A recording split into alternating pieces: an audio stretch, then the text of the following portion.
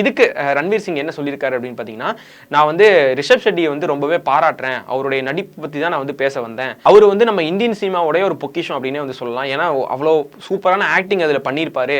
அந்த கதையுமே ரொம்ப சூப்பரான கதை தான். நான் வந்து நம்ம இந்தியாவில் இருக்கக்கூடிய எல்லா மதங்களாக இருக்கட்டும், எல்லா முதிங்களாக இருக்கட்டும், அதில் இருக்கக்கூடிய எல்லா சம்பிரதாயங்களாக இருக்கட்டும், எல்லாமே வந்து நான் மதிக்கிறவன் தான். நான் இந்த மாதிரி அதுக்கு ஆப்போசிட்டாக இருக்கிறவன் கிடையாது. நான் இந்த மாதிரி அவங்கள ப்ரௌட் பண்ணணும் அப்படிங்கிறக்காக தான் வந்து பேசினேன் ஒழிய, நான் இந்த மாதிரி தவறாக இந்த மாதிரி கேலி செய்யணும் அப்படிங்கிறக்காக நான் பண்ணலை.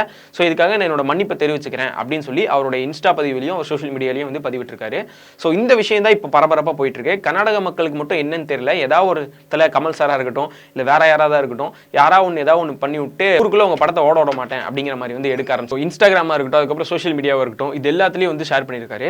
கர்நாடக மக்களுக்கு மட்டும் என்ன அப்படின்னு தெரியல, கர்நாடக பீப்புள்ஸ் மொத்தமாவே வந்து ஏதாவது ஒரு பிரச்சனை வந்துட்டே இருக்கு. அதுவும் யார் சைடு அப்படின்னு பார்த்தீங்கன்னா சினிமா சைடுல இருந்தா பிரச்சனை வருது. முன்னாடி வந்து கமல் சாரா இருக்கட்டும், இப்போ வந்து ரன்வீர் சிங்கா இருக்கட்டும், எல்லாருமே வந்து ஏதாவது ஒரு பிரச்சனை வந்து கர்நாடகா பீப்புள் கூட பண்ணிக்கிட்டே இருக்காங்க.